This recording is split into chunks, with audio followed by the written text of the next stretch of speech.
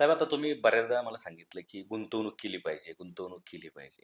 पण ही गुंतवणूक केलेली काढली कधी पाहिजे? कधी वापरली पाहिजे? आपली फायनान्शियल गोल्स आल्यावर आपली गुंतवणूक काढायला पाहिजे. म्हणजे समजा तुम्ही मुलाच्या शिक्षणासाठी गुंतवणूक केली, 6 वर्षांनी पैसे लागतात, 7 वर्षांनी, म्हणजे 7 वर्षांनी मुलगा हायर एज्युकेशन देतो, पैसे काढा.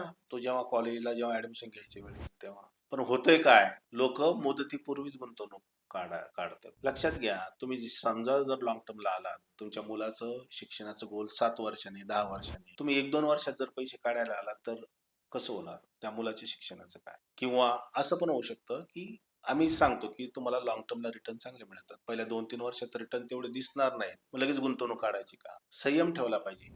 मी माझ्या मुलाच्या शिक्षणासाठी आलोय, लॉंग टर्म साठी आलोय, मग पहिले 1-2 वर्षात गुंतवणूक काढून तुम्ही तुमचंच नुकसान करून घेताय. त्यामुळे गुंतवणुकीला पुरेसा वेळ दिला पाहिजे. आंब्याचं झाड लागलं की लगेच फळं येत नाहीत ना, वेळ द्यावा लागतो. 4-5-6 वर्षानंतर फळं लागतील, मग त्याचा फायदा तुम्हाला. गुंतवणुकीचं पण तसंच आहे. लॉंग टर्मची गुंतवणूक पहिल्या 2-3 वर्षात त्याच्या रिटर्नकडे पण बघायचं नाही. पुरेसा वेळ द्या, तुम्हाला नक्की त्याचा लाभ चांगला होईल.